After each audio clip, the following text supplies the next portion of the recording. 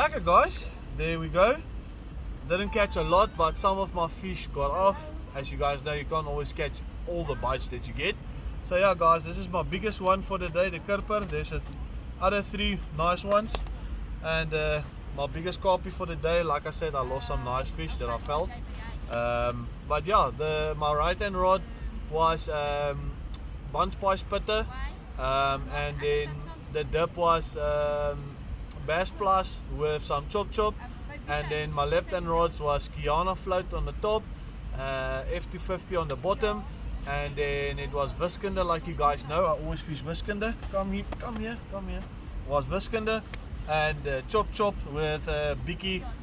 Just one of Hoekom Bloekom, just for that extra smell in the water. So yeah guys, like we say in the LL, if it works for us, it will definitely work for you. Come to the golf course, can test it out, come catch some awesome Kurper and carp and enjoy it. Let's go guys.